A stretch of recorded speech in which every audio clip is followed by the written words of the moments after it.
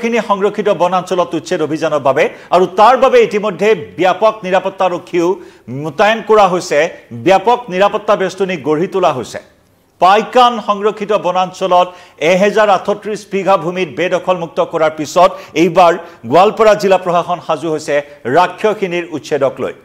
নমস্কাৰ প্ৰিয় দৰ্শক মই জয়ন্ত মাধৱ গোস্বামী আপোনাক স্বাগতম জনাইছো নিউজ 18 অসম নৰ্থ ইষ্টৰ ডিজিটেল লাইভলৈ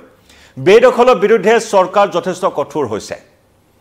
বেদখল মুক্ত কৰাৰ বাবে এটাৰ পিছত আন্তঃবৃহৎ উচ্ছেদ অভিযান চৰকাৰে হাতত লৈছে জিলা প্ৰশাসনে হাতত লৈছে গোৱালপাৰা তিয়াৰ পূৰ্বে হাছিলা বিলত চলোৱা হৈছিল এক বৃহৎ উচ্ছেদ অভিযান একেদৰে বিলাসীপাৰা চৰত চলোৱা হৈছিল প্ৰায় 3500 বিঘা ভূমিত উচ্ছেদ অভিযান প্ৰায় 4000 ভূমি বেদখল মুক্ত কৰা হৈছিল উচ্ছেদ অভিযানৰ জৰিয়তে আৰু তাৰ পিছতে 8 জুলাইত বিলাসীপাৰা চাপৰৰ উচ্ছেদ অভিযানৰ পিছতে যোৱা 12 জুলাইত গোৱালপাৰাৰ পাইকান সংৰক্ষিত বনাঞ্চলৰ অন্তৰ্গত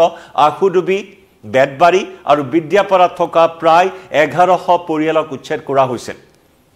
বেদখল মুক্ত কৰা হৈছিল সংৰক্ষিত বনাঞ্চলৰ ভূমিখিনি এইবাৰ আন এখন জাননী লাভ কৰা হৈছে আন এখন জাননী জাৰি কৰিছে গোৱালপাৰা জিলা প্ৰশাসনে উচ্ছেদৰ এই জাননীক লৈ এইখিনি মুহূৰ্তত তীব্ৰ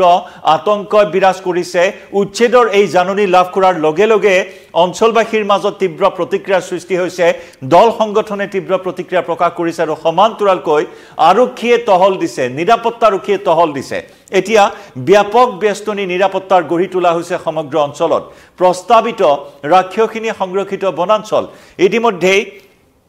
মানচিত্ৰ সলনি কৰিছে বন বিভাগে মানচিত্ৰ সলনি কৰিছে আৰু সেই মানচিত্ৰ সলনি কৰা অঞ্চলটো ৰাক্ষসখিনি প্ৰস্তাৱিত সংৰক্ষিত বনাঞ্চলৰ অন্তৰ্গত বুলি জাননী জাৰি কৰা হৈছে কেৱল জাননী জাৰি কৰাই নহয় বন বিভাগৰ লোকে ইতিমধ্যে সেই অঞ্চলটোত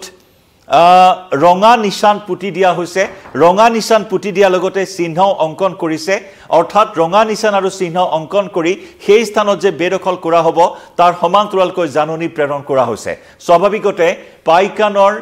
উচ্ছেদ অভিযানৰ প্ৰতিক্ৰিয়া অব্যাহত থকাৰ সময়তে এইবাৰ প্ৰস্তাৱিত ৰাক্ষসখিনি সংৰক্ষিত বনাঞ্চলৰ অন্তৰ্গত অঞ্চলত জাননী জাৰি কৰাৰ লগে লগে এতিয়া ব্যাপক প্ৰতিক্ৰিয়াৰ সৃষ্টি হৈছে প্ৰিয় দৰ্শক তাকো এইবাৰ বছৰ ধৰি বাস কৰি অহা ভূমিপুত্ৰ গাৰো জনজাতীয় সম্প্ৰদায়ৰ লোকলৈ এই জাননী জাৰি কৰা হৈছে স্বাভাৱিকতে এই বিষয়টোক লৈ এতিয়া তীব্ৰ প্ৰতিক্ৰিয়াৰ সৃষ্টি হোৱা পৰিলক্ষিত হৈছে আমি কিছু দৃশ্য আপোনালোকক দেখুৱাবলৈ চেষ্টা কৰিম উচ্ছেদৰ দৃশ্য আমি দেখুৱাইছো ইতিমধ্যে এনেকুৱা ধৰণৰ উচ্ছেদ অভিযান হৈ গৈছে যোৱা 12 জুলাইত পাইকান সংৰক্ষিত বনাঞ্চলত এনেদৰে বৃহৎ উচ্ছেদ অভিযান কিছু উত্তপ্ত কিছু উত্তেজনাপূৰ্ণ পৰিস্থিতিৰ মাজত প্ৰশাসনৰ কটকটীয়া নিৰাপত্তাৰ মাজেৰে হিয়া উচ্ছেদ অভিযান ইতিমধ্যে ৰাজ্য জিলা প্ৰশাসনে সম্পন্ন কৰিছে আৰু এয়া আমি দেখুৱাইছো এয়া হৈছে ৰাক্ষসখিনি প্ৰস্তাৱিত সংৰক্ষিত বনাঞ্চলৰ অন্তৰ্গত অঞ্চলত জিলা প্ৰশাসনৰ তৎপৰতা বন বিভাগৰ তৎপৰতা উচ্ছেদক লৈ এয়া টহল দিছে বৃহৎ সংখ্যক নিৰাপত্তাৰক্ষী বৰ্তমান তাত মোতায়েন কৰা হৈছে উচ্ছেদৰ জাননী জাৰি কৰাৰ সমান্তৰালকৈ এই নিৰাপত্তাৰক্ষী মোতায়েন কৰি য'ত ৰঙা নিশান দিয়া হৈছে আৰু ৰঙা চিহ্নৰে এনেদৰে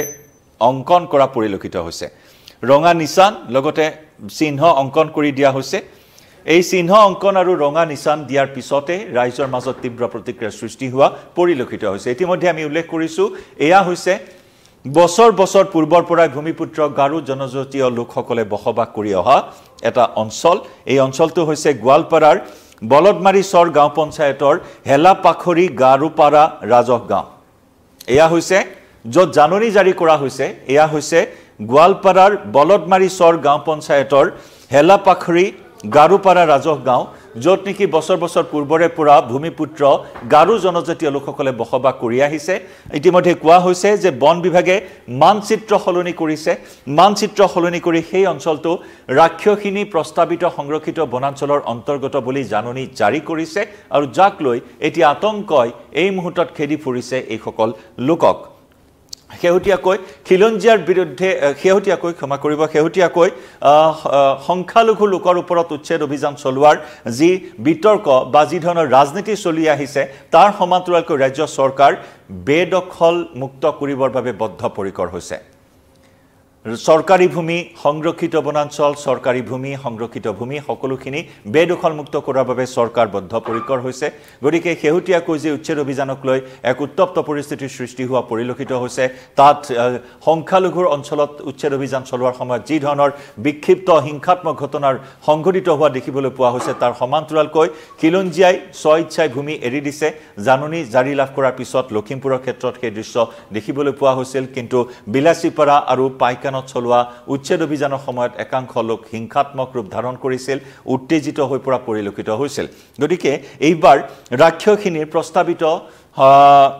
সংৰক্ষিত বনাঞ্চলৰ অন্তৰ্গত যি নেকি গোৱালপাৰাৰ বলদমাৰীচৰ গাঁও পঞ্চায়তৰ হেলাপাখুৰী গাৰুপাৰা ৰাজহ গাঁৱত এই উচ্ছেদৰ জাননী দিয়াৰ লগে লগে ৰাইজ আতংকিত হৈছে ৰাইজে প্ৰতিক্ৰিয়া প্ৰকাশ কৰিছে আদালতৰ বিচৰাধীন এটা বিষয় গতিকে তেনেস্থলত জাননী জাৰি কৰাৰ পিছত জাননী লাভ কৰাৰ পিছত বিভিন্ন দল সংগঠনেও প্ৰতিক্ৰিয়া প্ৰকাশ কৰিছে আমি ভাষ্য আগবঢ়াইছো এই জাননী লাভ কৰাৰ পিছত স্থানীয় লোক দল সংগঠনে কি প্ৰতিক্ৰিয়া প্ৰকাশ কৰিছে শুনোৱা হওক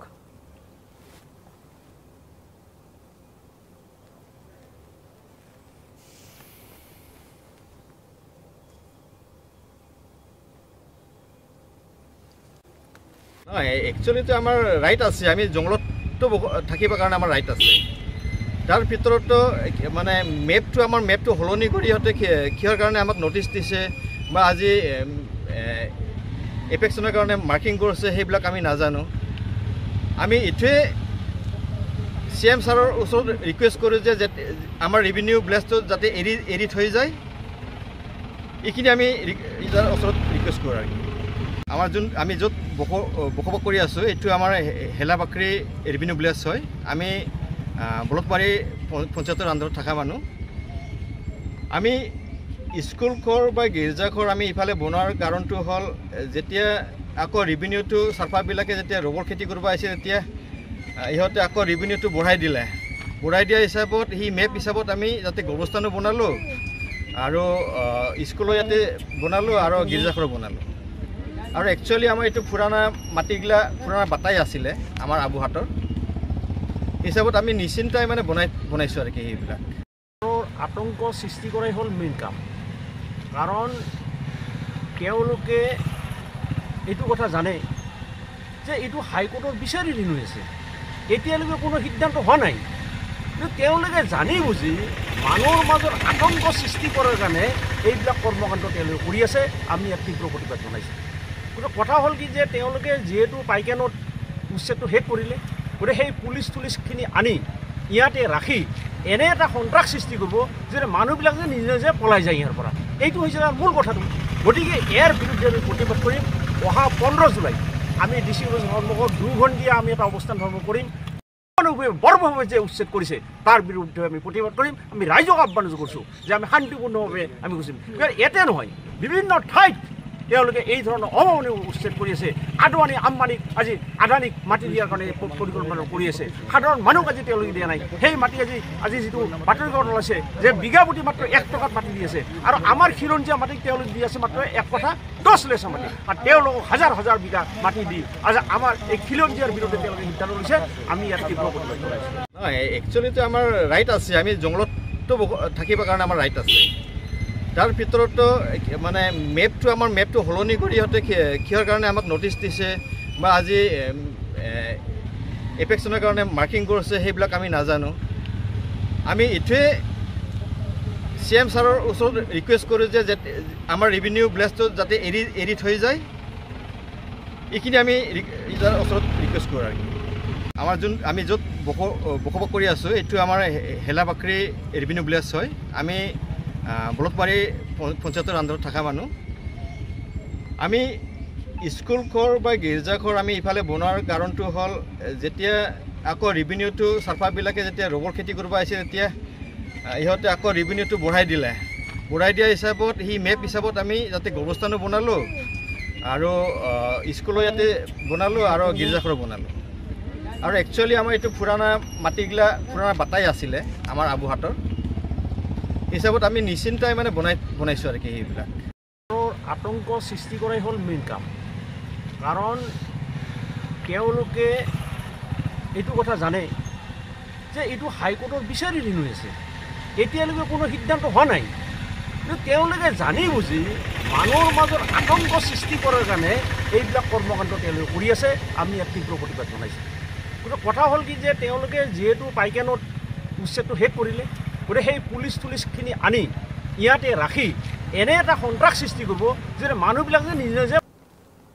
সেয়া দল সংগঠন তথা স্থানীয় লোকসকলৰ প্ৰতিক্ৰিয়া এখন ৰাজগাঁও যি ৰাজগাঁওখন বন বিভাগে মানচিত্ৰ সলনি কৰি প্ৰস্তাৱিত ৰাক্ষসখিনি সংৰক্ষিত বনাঞ্চলৰ অধীনত অনা কথা তেওঁলোকে উল্লেখ কৰিছে আৰু মাৰ্কিং কৰা বিষয়টোক লৈ তেওঁলোকে সহজভাৱে ল'ব পৰা নাই যাৰ বাবে তেওঁলোকে পৰৱৰ্তী সময়ত আন্দোলনৰ কাৰ্যসূচী হাতত ল'ম বুলিও ইতিমধ্যে সকিয়নি প্ৰদান কৰিছে আৰু এই ক্ষেত্ৰত যথেষ্ট আতংক এই মুহূৰ্তত বিৰাজ কৰিছে কাৰণ পাইকান সংৰক্ষিত বনাঞ্চলত য'ত নেকি সন্দেহযুক্ত লোক বা সংখ্যালঘু লোকে যি ধৰণে বছৰ বছৰ ধৰি সেই ভূমি বৃহৎ পৰিসৰৰ ভূমি চৰকাৰী ভূমি সংৰক্ষিত বনাঞ্চলৰ ভূমি বেদখল কৰিছিল গতিকে বেদখলৰ বিৰুদ্ধে চৰকাৰ যথেষ্ট কঠোৰ হৈছে যিকোনো প্ৰকাৰে কৰা বদ্ধপৰিকৰ হৈছে গতিকে আদালতৰ নিৰ্দেশ মৰ্মে পাইকান সংৰক্ষিত বনাঞ্চলৰ ভূমি বেদখল কৰাৰ বাবে ৰাজ্য চৰকাৰ আৰু জিলা প্ৰশাসনে উদ্যোগ গ্ৰহণ কৰি সেই 1038 বিঘা ভূমি থকা প্ৰায় 1100 লোকক উচ্ছেদ কৰা হৈছে গতিকে তেনেস্থলত আমি দেখুৱাইছিলো বৃহৎ প্ৰকল্প তাপবিদ্যুৎ প্ৰকল্পৰ বাবে বিলাসীপাৰাত প্ৰায় 4000 বিঘা বেদখলীকৃত ভূমি বেদখল মুক্ত কৰিছিল জিলা প্ৰশাসনে আৰু তাৰ পিছত যোৱা 12 জুলাইত গোৱালপাৰাত পাইকানত উচ্ছেদ অভিযান আৰু এতিয়া কোন কেতিয়া উচ্ছেদ কৰা হ'ব সেই সন্দৰ্ভত অৱশ্যে কোনো তথ্য প্ৰকাশ কৰা নাই যদিও নিৰাপত্তাৰক্ষীৰ টহল এফালে আনফালে মাৰ্কিং কৰা হৈছে ৰঙা ৰঙৰ নিশান লগতে চিহ্ন অংকন কৰি দিয়া হৈছে আৰু ইয়াকে লৈ ৰাইজ যথেষ্ট আতংকিত হৈ পৰিছে আমি সেইখিনি দৃশ্য আকৌ এবাৰ আপোনালোকক দেখুৱাইছো বৃহৎ নিৰাপত্তাৰক্ষী এই মুহূৰ্তত তাত টহল দি থকা পৰিলক্ষিত হৈছে আৰু এনেদৰে মাৰ্কিং কৰা হৈছে এই ৰাজগাঁওখনৰ এইসমূহ অঞ্চলত মাৰ্কিং কৰা হৈছে আৰু জাননী জাৰি কৰা হৈছে য'ত নেকি জনজাতীয় ভূমিপুত্ৰ গাৰু লোকসকলৰ মাজত এই মুহূৰ্তত কিছু আতংক বিৰাজ কৰা পৰিলক্ষিত হৈছে গতিকে